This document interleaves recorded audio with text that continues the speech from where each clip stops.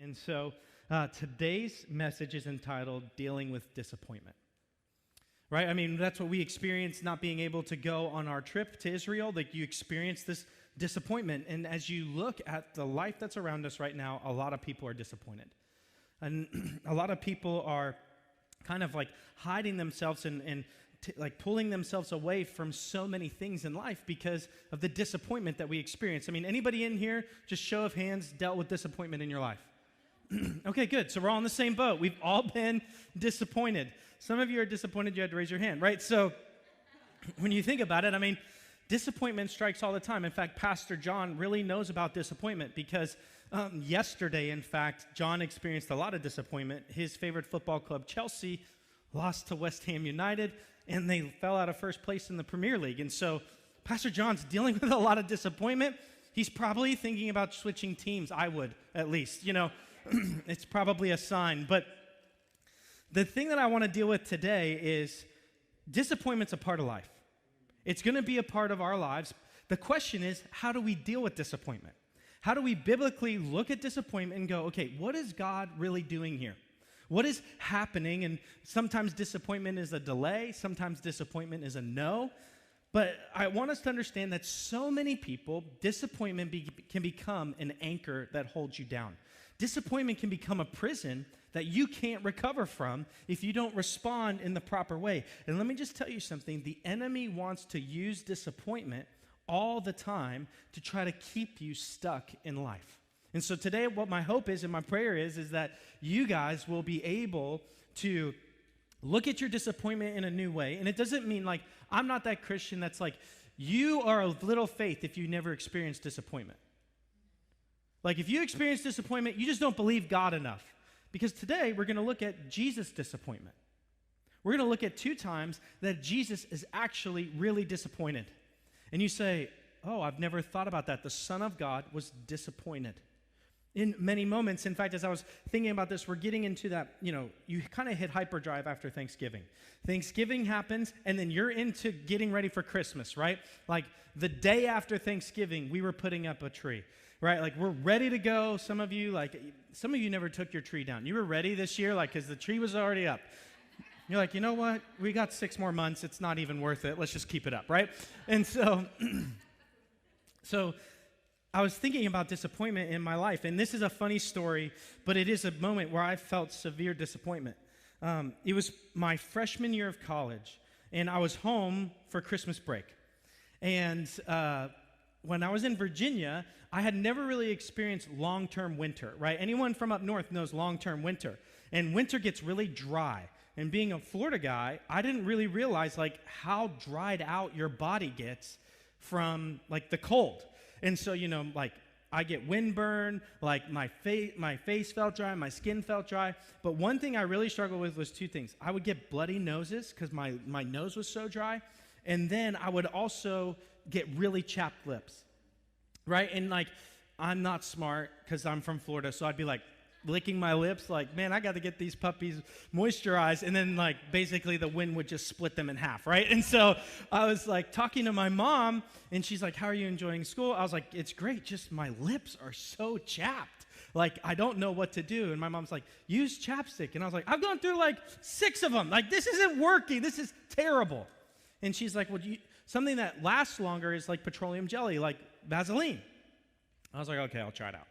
So I get home for Christmas, and my grandmother, Gran was her name, she passed away, she got me a gift. And so I got this gift. It's in a nice bag. It's got the tissue paper in it. It's like, okay, this is nice. And, like, grandmas are really good at giving gifts most of the time.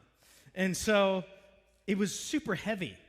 Like, when I got the bag, I was like, this is hefty. Like, Grandma, yeah, what'd you get me? I'm so excited. So, like, I'm like, oh, yeah, okay, cool. It's going to be a Merry Christmas, right? So I'm like, okay. And she's like, hey, Blake, it's your turn. Open up that bag. Like Oprah. Like, open up that bag. And I was like, okay. So I pull the tissue paper out, and all I see is, like, a blue lid. And I was like, what's that? And I pull out this, I'm going to say vat. Okay? Because it wasn't a tub. It was a vat of Vaseline, right? And she's like, I heard your lips were chapped. And I'm like, what college guy is going to show up like, oh, what'd you get for Christmas? I got a vat of Vaseline from my grandma for my chapped lips, guys. I'm going to be the Vaseline guy. No one wants to be that guy in college. And so I was like, I looked at it and I was just, like you tried not to show your disappointment, but I was like, thank you for this tub of Vaseline, Grandma. And I just remember feeling like, because all of these expectations and all of this anticipation had built up to where I thought I was going to get something incredible, and I thought it was like a bar of gold. It was so heavy. And then I go in there, and it's Vaseline. And I was like so disappointed. But here's what you have to realize about like disappointment. Disappointment, undealt with properly, will basically lead you to prison. Because let me just tell you something. Every time my grandma gave me a gift after that, Kelsey and I joke about it still today, I was always worried it was going to be the worst thing. Like every time I would go, I didn't have great anticipation or excitement. I was actually dreading getting the gift. Because I was like, I'm going to have to fake this. Like I'm going to have to be like, thanks, Grandma, for this. What did you get me this year?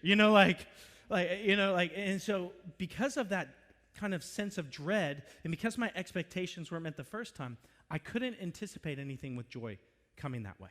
And then disappointment, kind of undealt with, will lead to kind of this system of things that you'll see how they will kind of lead you to this jail where you're not leading to any kind of anticipation, because it will lead to depression, anger, resentment, distrust, fear, and unbelief. I mean, that's where disappointment leads. And let me just ask you, like, where have you been disappointed in your life? Like, have your relationships disappointed you? Has your marriage been disappointing? Has your relationship with your parents been disappointing? Or your siblings? Or maybe you're in a dating relationship and you're like, this is disappointing. Right? Maybe it's your job. I know so many people right now that are just disappointed in their job. Right? In fact, we're going through this thing the culture's calling the Great Resignation. People figured out during COVID, like, I don't really like my job, and I don't want to do this anymore, so I'm not going to do it. And there's the greatest turnover we've seen in history in jobs. Or what about this? Anybody disappointed in the government? No matter what side of the aisle you're on, like, it's disappointing a lot, right? It's like, can you guys get this right? Like, can we just, like, behave and act upon the benefit of the people? Or what about church? A lot of people leave because they're disappointed in the way church has behaved, in the way that pastors behaved, or the way that people inside the church behaved. And our expectations weren't met in the way that we thought a church should act. Maybe you're just coming back for the first time in a long time because you're just kind of getting over some things, or maybe trying to push through some things because you experienced church hurt and you're disappointed. Maybe you're disappointed in yourself. Maybe, like in January, we're going to probably experience a wave of disappointment, right? Because everybody in January does what? New Year's resolution. I'm going to lose 400 pounds. I'm going to have six-pack abs, and I'm going to go to the gym 3 times a day, every day of the week. And I'm going to not waste that $10 a month, right? But what's going to happen come February?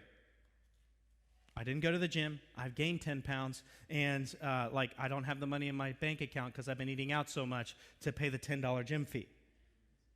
And there's this season of disappointment in your life. And then there's one other area that I think many of us deal with disappointment. And you're going to say, this might shock you, but how many of us are disappointed in God? That we've experienced some kind of disappointment in our life that we thought God should have done something differently. The way he did it, how it happened, what went on. Why would you do this? Why would you get me here? And I think we've all probably asked those questions in our life. And so my question to you is where is disappointment locking you into a certain place in time? See, some of us are stuck 10 years back. We're stuck in a moment that we were disappointed and we haven't been able to move forward. We haven't been able to overcome this disappointment in our life. And let me just tell you, I really firmly believe that that is what is happening in our culture right now. I actually read BuzzFeed. You guys know what BuzzFeed is? They always have like these weird tests and like these weird articles that are just funny. But I read one 2 nights ago that was why people left the church. And you know what? I mean, if I just wanted to, like, if I was going to retitle the article, My Disappointment in the Church. It was all just how the church did not lead to to their expectation of what people had of them. And so where are you stuck in your life right now? Like, I know this. I could be stuck in the fact that, guys, we found out we weren't going to Israel 45 minutes before I was in Miami. I was on my way to go to the hotel to stay the night, and I get a call from my dad, and he's like, hey, there's breaking news. Israel closed their borders because of COVID. So I was like, I guess I'm going to stay the night at a airport hotel in Miami. Like, what does this mean? Right? I mean, and I could let that and allow that to completely dominate my life. And so where are you allowing disappointment to conquer you, to control you? Because that's exactly what the enemy wants. Sin is disappointing. As soon as sin entered the world, disappointment entered it too. And so you and I are going to have to realize this is something we're going to deal with, but it's not something that has to control us. See, because disappointment comes when expectations aren't met. That's exactly what happens. There's a part of our life, there's a moment in our life where the expectation wasn't met. And there's one of two things. Either your expectation was right or your expectation was wrong. How many of us have to realize that we've heaped disappointment on in our lives because our expectations weren't correct? Like, I don't know about you, but maybe part of the reason you're disappointed in yourself is because you think you're going to be perfect. That's your expectation of you. Your body will be perfect. Your mind will be perfect. You'll never say the wrong thing. You'll never do the wrong thing. The scale will always be perfect. What you eat will always be perfect. Your bank account will always be perfect. And because you expect perfection of yourself, you're constantly disappointed in yourself. You don't trust yourself anymore. You don't believe that the future can get better because you're locked in all of these disappointments in your life. But here's the great thing about disappointment. Disappointment can be used as a tool in our life to help us realign. Disappointment can go and cause us to reflect on life and look at it and go, why in the world did I feel that way? Like, why am I disappointed? Why am I hurting? Why am I feeling this way? Was my disappointment even accurate? How many of us know that's what happens so much in your relationships and in your life? In fact, as I was studying this in disappointment, I ran across this blog where this guy vlogged, like he's a YouTuber, and he's lived in Paris for the past 2 years. And he said, is Paris overrated? That grabbed my attention. So I watched it, and he said, I've been living in Paris for 2 years, and I want to let you know if it's overrated. Because honestly, Paris is probably one of the most romanticized cities in the world. Right? Like, that's it. Paris. Right? Like, but no one tells you when you go to the Eiffel Tower, you're probably going to get pickpocketed. Okay? No one tells you that there's parts of Paris you don't go to because the police don't go to those neighborhoods. No one tells you that when you go to the Eiffel Tower now, there's 3-inch bulletproof glass around the entire base of it now. No one tells you, like I was leading a group of students there probably 4 or 5 years ago, and we were on the subway, and we were on our way to the Louvre, and I get a text message because I was in Paris a few years ago when at the airport I arrived at the day before, terrorists pulled out guns and shot police. Then 20 minutes later, there was a cop who pulled over a guy, and they pulled out a gun and shot a police officer. And while we were on the tube, this was all happening around the city. There were 4 incidents that morning where people had taken guns and killed police officers in the street. I was in the airport the day before that, in that airport. And as we were going to the Louvre, I had someone there getting us tickets to bring in 30 students. We were 2 stops away from the Louvre exit, and I get a text message. Don't get off the train at the Louvre. They've just locked down the entire building. They're looking for a terrorist inside the museum. So I go to the next stop. I was like, hey guys, no one get off the train at the next stop. We're not getting off the train. 5 minutes later, I get another text message, all clear. Disappointing things happen in your life. Like things aren't going to go well and things aren't going to be okay. And so Paris, like that kind of ruins the romanticism of Paris when you can't get off the tube to go to the greatest art museum in the world because there's possibly a terrorist in the building. Right? Like that kind of takes away the romance of it, right? And so we don't do that. And there's actually this literal psychiatric condition called the Paris syndrome. This is how prevalent disappointment is in our culture. It happens mainly to people from Japan and South Korea, but this is a physical, psychiatric condition that happens to people who romanticize Paris. This is called the Paris syndrome, and listen to what happens to people when they get to Paris and their expectations aren't met on what they thought it would be like. This is what happens. The syndrome is characterized by a number of psychiatric symptoms, such as acute delusional states. They go delusional. They hallucinate. Feelings of persecutions or perceptions of being a victim of prejudice, aggression, and hostility from others. Derealization, they detach from reality. Depersonalization, they detach from their ego and their identity. Anxiety, and also psychosomatic manifestations such as dizziness, tachycardia, sweating, and vomiting. This is all related to the fact that people get to Paris and it just doesn't meet up to their expectation. Now, let me ask you something. Like, are there parts of Paris that are awful? Yes. Is Paris a great place? Absolutely. Absolutely. It's one of my favorite places to go in the world, but you have to have proper expectations to have a proper experience. I mean, how many of us walked in, if you're married in here, you walked into marriage and you thought, this is going to be the easiest thing ever. These people are awesome. That person is great. And then you get into the house and you're like, you're a slob. Like, you leave stuff everywhere. Like, my wife will tell you, I'm notorious at making the clothes next to the hamper. Like, I get it close. I don't get it quite in. I get it close, right? But all of these expectations that you have about marriage and relationships and all of these things kind of tend to be dealt with very quickly, and all of a sudden you find yourself in this area of life where the romance is over, and now I'm living in what I didn't expect. And so today we're going to look at how Jesus dealt with disappointment. So if you have a Bible with you, if you open up to Luke chapter 9, we're going to look at this moment where Jesus is completely disappointed in the disciples. Let me catch you up on what's happening in the Bible coming up to this point. So in Luke chapter 9, Jesus sends out the 12 disciples to go into the world and do ministry, to cast out demons, to heal people, to do all of these things. After he does that, he then does the miracle of the feeding of the 5,000, right? With 5 loaves and 2 fish, Jesus feeds 5,000, the Bible says, men, which means that there's probably 15 to 20,000 people total that Jesus feeds. Right, the disciples, that is the only miracle that's found in all 4 Gospels of the Bible, the feeding of the 5,000, right? Then it goes to the Mount of Transfiguration. And right before that, Jesus confesses that Jesus is the Messiah, you are the Savior of the world.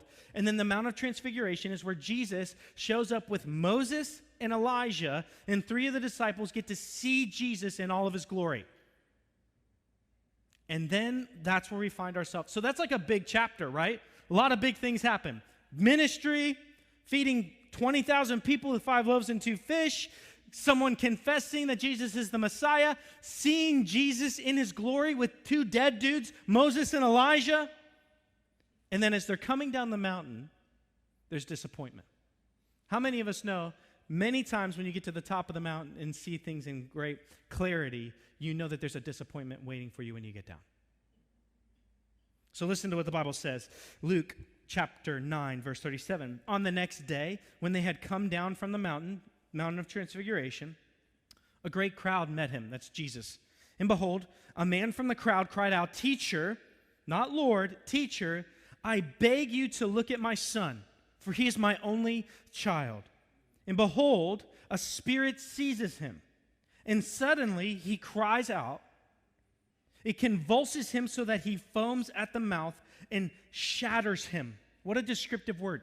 These seizures and these things that this boy is experiencing because of this unclean spirit, the dad describes it as, it shatters my son. Now look what happens. It shatters him and it will hardly leave him. Verse 40, this is important.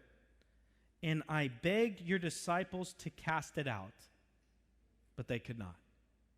We're going to just stop right there. Can you imagine being Jesus, who you've spent time with the disciples for over a year, you've shown them miracles, you just sent the 12 out to go cast out demons, to heal people, and to do ministry. You just fed 5,000 people or 20,000 people with 5 loaves and 2 fish. You just showed 3 of the disciples who you were in glory, and you get down off the mountain and you hear that this guy had to beg your disciples to try to heal their son, and they couldn't do it. I mean, have you ever spent time with somebody for such a long time trying to teach them to do something and they can't do it, and you're like, oh my gosh, could you please just do this? I've spent like so much time with you and you don't get it. You don't understand it. And I want you to think for just a second. Jesus showed himself in his glory, and now he has to come down to this failure. I mean, talk about disappointing. You're like, is Jesus really disappointed? Yes. Let's look at what he says. Jesus answered, O faithless and twisted generation, how long am I to be with you and bear with you? He's not talking to the people. He's looking at the disciples. You faithless and twisted generation. He's basically saying, like, I've spent so much time with you in this life trying to teach you all of these things, and you, like, what? Like, why can't you do this? And what if the Bible just stopped there? And Jesus was disappointed, and he shot up to heaven. I'm out of here. Forget this. You guys are awful. We're just going to start over, right? Like, I'm sick of this, right? Like, what if that's Jesus? I'm sick of you. Out of here. Everyone's like, where'd Jesus go? He gone. I don't know. I think he's upset. I think he might have been disappointed.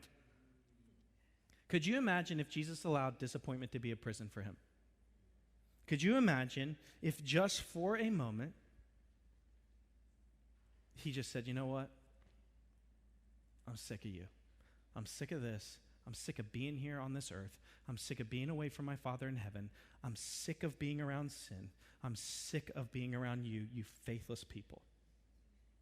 I'm out of here. But see, Jesus does something that's so incredible because Jesus had the right expectation of the disciples. I've shown you how to do this. I've given you the power to do it. I've commissioned you to do it. You can do this. My expectation is that you will. My expectation is after all the miracles and all the things that you've seen, that you would have the faith to do this. You would have the faith to believe that this person could be healed. But Jesus does the unexpected. See, I don't know about you, but like, have you ever disappointed someone so much in life that they called you a faithless and twisted generation? Oh, you faithless and twisted generation. I'd be like, oh, this is not good, right? Like, that's strong. I've never heard that I'm a twisted generation. But have you ever felt someone's disappointment in you and it locks you up? Like, it shuts you down, right? Like, I was not this kid, but I think Kelsey was. If my parents said I'm disappointed in you, I'm like, get new expectations, right? Like, my wife is more like, you're disappointed in me, I'm crushed. I will go put myself in a timeout, and I will punish myself for the rest of my life. Just don't be disappointed in me. I'm more like, get new expectations. But what happens here is Jesus immediately does what so many of us don't. Notice what he says. He doesn't miss a beat. He looks at the disciples, and he says, oh, you faithless and twisted generation, how long am I to be with you? Like, this is hard. This is hard for me to be with you because this is disappointing. But then he says this, bring your son here. He immediately rebukes them, and then he goes, hey, but bring your son here. While he was coming, the demon threw him to the ground and convulsed him. But Jesus rebuked the unclean spirit and healed the boy and gave him back to his father. Look at what happened. And all were astonished at the majesty of God. Jesus does exactly what you and I need to do when we experience disappointment in others. He continues to love. He lovingly expresses his disappointment. How many of us are stuck in disappointment because we won't express it to other people? Like You know, that's probably one of the most unfair things you can do to people in life, is to have expectations of people and not tell them what they are, because you don't set them up to win. You only set them up to lose. And then you hold them accountable. You say, this is my expectation of you, but I'm not going to tell you. I'm just going to be incredibly mad at you and hold it against you, and I'm not going to talk to you, and I'm going to give you the silent treatment, and I'm going to let you know that I'm physically mad. Or when the person asks, why are you upset? You say, oh, you don't know? You'll figure it out, and then you walk out. You leave the person in jail. Do you guys realize that's what the Ten Commandments is? The Ten Commandments is God clearly expressing to us, hey, here's the expectation. You're not going to murder. You're not going to lie. You're not going to commit adultery. And you're like, well, I haven't done any of those things. And Jesus goes, no, it's the heart of the matter. You're not going to hate people in your heart. You're not going to look with lust. You're not going to lie. You're going to honor your father and mother. It's probably no one in this generation does that. Right? Like, that's the reality. You're going to worship idols. And you're like, no, I don't worship any idols. Yeah, I bet some of us worship our bank account. I bet you the one thing that causes us to make all of our decisions is our paycheck. That's an idol. So Jesus and God clearly says, hey, I'm going to be really gracious to you. I'm going to let you know the expectation so that you can have a clear understanding of why I might be upset. And so for so many of us, let me ask you a question. Are you stuck in your disappointment because your pride is stopping you from loving others enough to let go and to keep loving them? See, because when we won't forgive people, here's what we're saying. I love me more than I love you. Here's the crazy thing about it. You don't really love yourself if you're unforgiving. Why? Because how many of you right now are thinking about a person who hurt you deeply in this life and you have not forgiven them and you're mad? You're sad. You're angry. You're furious. You're saying in your head, Pastor, you don't know what they did to me. I could never forgive them. My disappointment is so deep that I haven't been able to trust other people in my life. Who's in prison? Them or you? Because you're controlled right now. They're not. They don't know what you're thinking or feeling right now unless they're next to you. And if they're next to you, just squeeze their hand. Right? Let them know. This is me and you. Okay? It's time to forgive. It's time to let go. It's time to do what Jesus did and choose to keep loving. And loving is a choice. It's always a choice. Love is not a feeling. It's a choice. Because you're going to be disappointed by people. Does that mean you stop loving them? Love is a commitment. And so these disappointments and expectations, here's how I would entitle them. Things should have been different. Things should have been different. Like, it shouldn't be this way. And how many of us feel that way about something in life? There shouldn't be any more wars. There shouldn't, God, why couldn't the Transformer Omicron come 2 weeks later? Why did they have to discover it now? I don't know, but I know that yesterday someone was stabbed at the Damascus gate and they shot a terrorist at the Damascus gate, and we were supposed to be in Jerusalem yesterday. Did God preserve our life because of that? I don't know. I don't know. All I know is I didn't have that expectation getting there. Actually, we don't take people to the Damascus gate because that happens sometimes. But here's the deal. Maybe, yes, you're disappointed right now, but maybe God was saving you from something worse. Is that your expectation of who God is? Because you can be sad, but you don't have to be overwhelmed. You don't have to be overcome. You got to keep choosing to love. But what about when it's not just like, hey, it shouldn't be this way? What about when it's not me, it's not you, it's me? It's my expectation wasn't right. My expectation wasn't okay. Because here's the reality. Some of you are setting yourselves up for disappointment all the time because you have terrible expectations. In the Bible, we're going to go to the cross. Now, I don't think Jesus had wrong expectations here. I think what Jesus was experiencing in this moment was worse than he expected. I think his human side of feeling separation from the Father in this moment was bigger than he expected, and he was expressing it. But I don't think that Jesus was unaware. I don't think this marks his imperfection or anything like that. I think what this is doing is showing us what and how we respond when we have wrong expectations. Matthew chapter 27, verse 46. And about the 9th hour, Jesus cried out, he's on the cross, with a loud voice saying, Eli, Eli, lema sabachthani. That is, my God, why have you forsaken me? My God, why have you forsaken me? Why have you left me? Why do I not feel this community with you?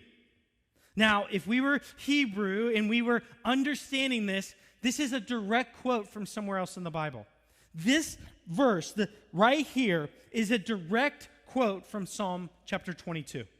The psalm starts off with this, my God, why have you forsaken me? It's David who's writing to God because he's hiding in this area called En-Gedi, and he's hiding in caves, and God said, when you slay Goliath, you'll become a king. But the road from slaying Goliath to becoming King David was a long road because there's this dude named Solomon. And Solomon was disappointed that he wasn't going to be king anymore. So Solomon, in his disappointment, goes into a jail, goes crazy, and is trying to hunt down and kill David. So David, who is the promised king, the rightful heir to the throne, is hiding in caves in the wilderness. And David writes this psalm, my God, why have you left me? I mean, everyone ever felt that way? You had a promise, but maybe the promise is delayed. Or maybe you misread the promise. Maybe you misread part of what was going on. Maybe you didn't quite understand. Your expectation wasn't quite right. And you look at God and you go, where are you? Why have you left me? Was God with David in the cave? 100%. Was the cave meant to prepare David to be the king? 100%.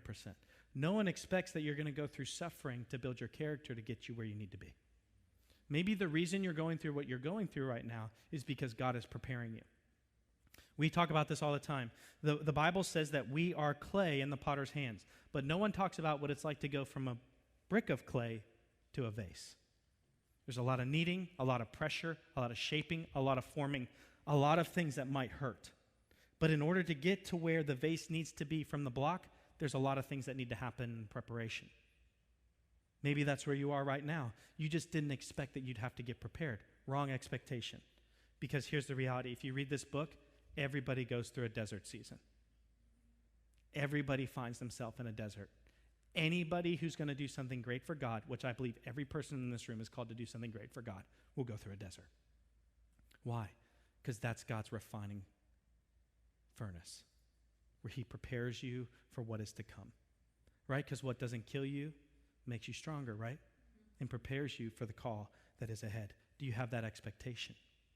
But here's this incredible thing about this psalm that Jesus quotes right here, because the whole psalm is basically about, why have you left me? Why aren't you with me? Why are my enemies seeming to prosper? Why is everything going wrong? What is happening? Like, I'm alone in a cave writing a poem. This is awful. I should be leading a kingdom. I'm running for my life. Where are you, God? But Jesus wants to point us to the exact thing when our disappointment is in the wrong expectation. Because when our disappointment is in the wrong expectation, Jesus says, you have to look towards God. Because it's not what's happening, it's who. And this psalm ends at the end with this. Psalm 22, verses 22 to 24. This is how David's heart turns from his disappointment. Look at what David does. I will tell of your name to my brothers. In the midst of the congregation, I will praise you. You who fear the Lord, praise him. All you offspring of Jacob, glorify him and stand in awe of him. All you offspring of Israel. For he has not despised or abhorred, that means hated, the affliction of the afflicted. And he has not hidden his face from him, but has heard when he cried to him. Those three verses, are what we would call a victory praise in the Bible. He goes, I'm disappointed, I'm in a cave, my life is terrible, but I don't understand this. This isn't meeting my expectation. I'm disappointed, but I believe in God. See, because when you're disappointed, not only do you need to keep loving, you need to keep trusting. You need to keep trusting. And here's how I know that Jesus did this, and I believe why Jesus is pointing towards Psalm 22. Matthew chapter 27, verse 50. So Jesus he says, why have you forsaken me? And this is about where he's about to die. And Jesus cried out again with a loud voice and yielded up his spirit. Mark and Matthew say the exact same thing, that Jesus cries out one more time in a loud voice and dies. Luke is the only one who gives us a clue to what Jesus cries out. Here's what Jesus cries out. Luke chapter 23, verse 46. Then Jesus, calling out with a loud voice, said, Father, into your hands I commit my spirit. I'm disappointed. This is hard. This hurts. I'm about to die, but I trust you. I give my soul into your hands. And having said this, he breathed his last.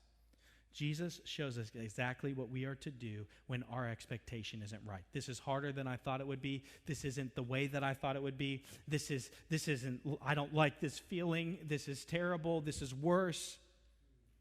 But I'm going to trust you. See, because when you trust the Lord, that's your rope to get out. Because here's what you got to do. When you trust the Lord, you're going to do it the Lord's way. And when you do it the Lord's way, he's going to lead you on paths of righteousness and get you out of your despair. And he'll shift your perspective, and he'll move you from disappointment to discernment. Oh, my expectation wasn't right. I mean, how many of you hear from churches these days, hey, you're going to suffer sometimes. Life, it's going to get hard. There's going to be days you want to quit. There's going to be moments that don't make sense. There's going to be nights that hurt. There's going to be days where I feel far from you, and I'm not. I mean, Jesus even promises, hey, just want to let you know, when the world hates you, remember that it hated me first, but just have hope because I've overcome the world. Does it feel hurtful when the world hates you? Yeah. How many of us are afraid to post certain things online because you just don't want to deal with trolls? That's disappointing, right? People are disappointing. And so what do? We not only now continue to love, we continue to trust. And I think that's where a lot of things have gone astray in our culture and maybe in our lives. So what do you do when you're disappointed by others? Like what do you actually do? Well, the first question you got to ask, is it me or is it them? Like, is it me or is it them? Because here's the reality. Clarity is key to not being disappointed. Here's a common thing probably happens in a lot of marriages, happens in mine. Kelsey will say something from the kitchen. Blake, yes, wife. I hear you, my love. What do you need? She says, hey, can you take out the trash? I'd love to do that. I would love to take this heaping pile of rotting food and take it out to a can outside. I'd love to do that. It's my favorite thing. So she pulls the trash out of the can and puts it next to it, puts the new bag in, right? Now, here's what happens. I say, yes, I will. But this seems like a very open-ended conversation in an open-ended timeline, right? Like, yes, I will at some point in the future take this trash out. Do not dismay. I hear you, and I'm willing. Here's the problem. Kelsey means take out the trash now, right? She said it nicely. Can you do this? And so what we realized, so here's what would happen. This is early on in our marriage. This never happens now. Never. It didn't even happen this past week. I don't even know. So, because I've learned, right? I've learned.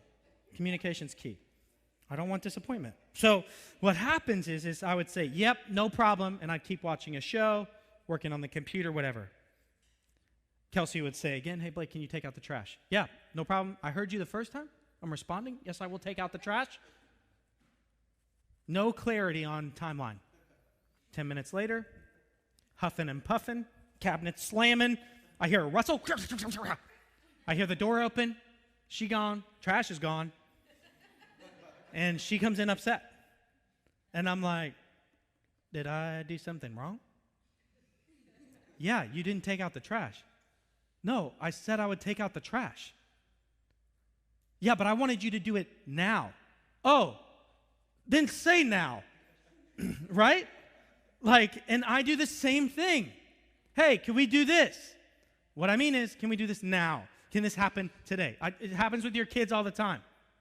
Hey, pick up your room. They're like, 20 years? I'll pick it up. Okay, no problem. What we mean is like, pick up your room now. See, here's the deal. We're set up for failure because in our relationships, we don't properly express our expectation, and then we hold people accountable to things that we never communicated. You're not allowing each other to win. You have the wrong expectation, and you have the wrong communication. So what do you need to do?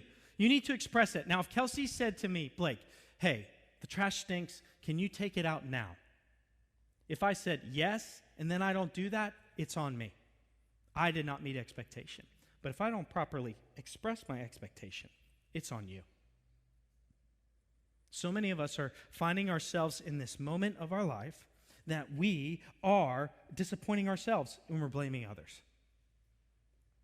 But here's the reality. How do you go from like when other people disappoint you, how do you get past it? There's one secret sauce to it. This is what Kelsey and I have chosen to do in our relationship, and it's very simple yet very hard. If you're going to not want to be held down by disappointment in your life, you're going to have to choose to pre-forgive. Forgiveness is never an option for us because it's already given. I'm always going to forgive Kelsey, and Kelsey's always going to forgive me. Why? Because our expectation is we're both sinful people, and we're going to mess up. Because we have the proper expectation of what's going to happen in our relationship. We're not in a prison to what happened 10 years ago when I didn't take out the trash. Because let me just tell you something. When we do marital counseling with couples who are on the verge of breaking up, a verge of getting a divorce, do you want to know what comes up a lot of times? 10 years ago, this happened.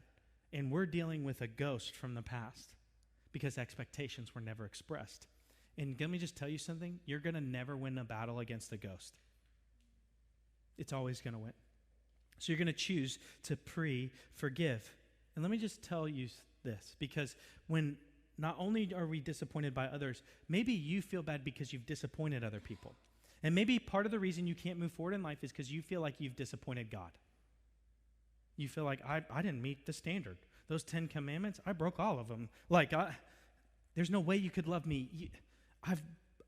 I've messed up so many times in my life. But you know what the crazy thing is? Pre-forgiveness is a concept of the Bible. Because once you've believed in Jesus Christ as Lord and Savior, forgiveness is always offered. It's always there. It's always right in front of you. And so if you feel like right now you can't move forward with God because you've disappointed him, he's forgiven you. And I can say that with 100% confidence. What about when you feel disappointed in yourself? Confess it. But here's the deal. Some of us, there's this movie I watched a few years ago, Austin Powers, okay? Anyone seen Austin Powers? Okay, everyone else is a liar, but that's fine. Okay, and so there's this movie, and there's this gentleman in the movie. I'm not going to say his name because I'll get in trouble and someone will write me an email. He's a heavier set gentleman in the movie, okay? And there's a scene in the movie where he begins to talk about why he's upset and why he's more heavy set. And I thought, man, whoever knew that you could get wisdom from Austin Powers? But this has stuck with me my whole life. See, because he's disappointed in himself, and he says this line in the movie because he keeps trying to eat like people, okay? It's weird, okay. But he says this line where the music changes and everything, and Austin Powers looks at him, and the guy goes, you know what? I'm unhappy. And he says, I eat because I'm unhappy, and I'm unhappy because I eat. It's a vicious cycle. See, he's disappointed in himself for doing something he didn't want to do, so what does he do? He disappoints himself to make himself feel better. And then because he's disappointed, he eats again. Right? And it's a vicious cycle. And for some of us in this room, that's the cycle you live in. You're disappointed in yourself, so you run to the one thing that hurts you, but it gives you relief for just a second. And then after you participate in that thing, whatever it may be, you then feel disappointed, and you got to go back to it. This is what the Bible means when it says that we are like people who are like dogs returning to their vomit. We just keep going back to disappointment, to disappointment. I mean, let me ask you something. Are you disappointed because you expect perfection? How about this? Are you disappointed in yourselves because you don't fit what you think men and women should be like? Well, men should be able to bench 425 pounds. Men should be able to grow a beard. I've heard that from a lot of guys. I'm not a man, I can't grow a beard. I'm like, chill out. I don't know. I didn't see where that was like a prerequisite to being a man. Right? I don't like sports. Must not be a man. No, that's weird and not right. How about, like, are you holding yourself to these unrealistic expectations? How about body image? This is what I should look like. This is who I should be. This is my expectation. And it's not real. It's not realistic. Or what about what society expects of you? Like, you should have this car and this many kids and this type of dog, and you should live in this type of house. You should make this much money, and you should have this much in your bank account, and you're not meeting up to these weird societal expectations that aren't clear and aren't accurate. The only way to get over your disappointment is to bring other people in who can speak into your life, who can say, that's not like a real expectation. That's not a real thing. But finally, as we end, I think this is something that we all have dealt with. What about when I feel disappointed in God? What about when I feel disappointed in the Lord? Like, he didn't show up the way that I thought he would. He didn't work this situation out the way that I think he should. He didn't reach my family. He didn't do this. Why is this happening over there? Why did Satan even ever show up? Like, you just start looking at all of these things and you go, you did not respond in the way that I think you should. And because of that, I can't trust you. And because of that, I'm disappointed in you. I'm out of here. I can't do this anymore. Like, you did not show up the way that I needed you to. When you should say, you didn't show up in the way that I wanted you to. My expectation of you was different. This happens in the Bible. It's actually this crazy story, and we're going to look at it quickly. Look at what happens in Mark chapter 8, verse 31 and 32. Jesus is teaching, and he began to teach them that the Son of Man must suffer many things and be rejected by the elders, the chief priests, and the scribes, and be killed. Jesus is teaching the disciples in this moment, this is what's going to happen to me, and this is what's going to happen to the Messiah.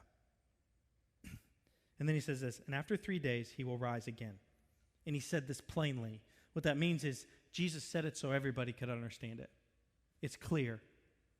I'm going to be rejected. I'm going to be betrayed. I'm going to die, and I'm going to rise again. Look at what happens in the second part of verse 32. And Peter, we all love Peter, super zealous guy, super strong. His name literally means rock. Petros means rock. Old rock pulls Jesus aside. Verse 32, and Peter took him aside and began to rebuke him.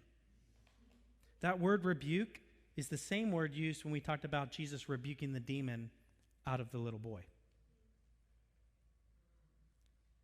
Peter had a talking to with Jesus. Hey, come here. Hey, what's this talk about you dying? What's this talk about you being betrayed?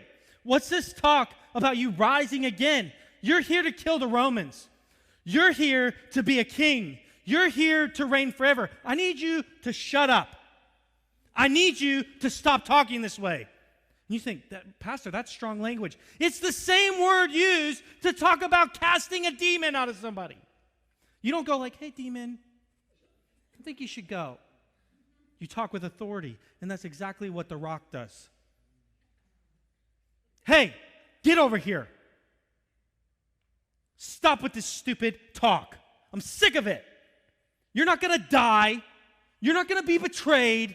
You're going to come in with a sword, and you're going to win the victory. Stop.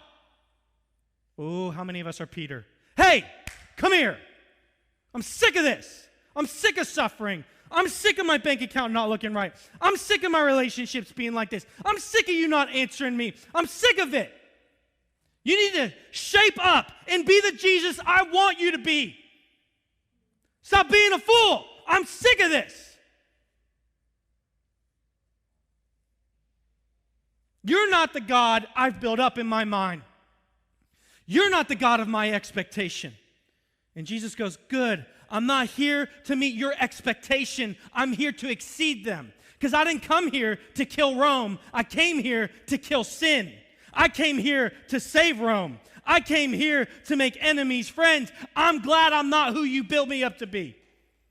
Look at what the Bible says. Jesus Could you imagine how, like, oh boy, I'm about to change your name to Mute, right? Like, but turning and seeing his disciples, he rebuked Peter. Boy, listen up. This is the same thing that God does with Job. When Job begins to question God, God goes, were you there when I created everything? Were you there when I spoke it all into existence? Were you there when I just said it and it happened? Be quiet. Your expectation is wrong. Your expectation of yourself and your views and what you think should happen is too high. Let's have a correction. Look at what he says to Peter. Get behind me, Satan. For you are not setting your mind on the things of God, but on the things of man. I wonder for how many of us we're in our disappointment right now, and we're looking at God, and we're wagging our finger, and we say, you should be better. And he says, you have your things on the things of man and not on the things of God. I have come here to make all things new. I've come here to correct all of this. And just because I'm not doing it in the way that you think I should, doesn't mean I'm not doing it in the right way, because it's not about what, it's about who. I've rescued you. I've redeemed you. I've saved you. And so at the end of our day, at the end of our life, our only expectation should be that the Lord will do what is perfectly good and perfectly best. And so when he does it, we what? Continue to love him and continue to trust him. Because that's exactly what Jesus showed us to do. I'm disappointed in God. This is the answer. My expectation's wrong. Because how many of us in our lives have experienced something of great trial and tribulation, and you were mad, and you were sick of God, and you couldn't read his word, and you couldn't pray. Maybe you're there right now. But then, 5 years down the road, you look back and go, hey, I'm sorry. I saw what you were doing there. I'm sorry that I talked to you like that. See, because here's the thing. Notice that Jesus doesn't just kill him, Peter, because of his disrespect. Right? Why? Because Jesus' expectation of Peter's right.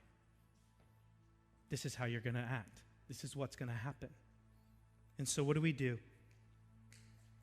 St. Thomas Aquinas said this. Grace builds on nature. It is our human nature to feel anger, sadness, hurt, fear, and other painful emotion when life confronts us with disappointment. It is our human nature to not want to be so vulnerable. But when life puts us in such a vulnerable place, God's grace gives us a solution. Do what Jesus did. Express the feelings. Turn with trust to the Father and choose to keep on loving and serving. This is the solution that makes us vulnerable.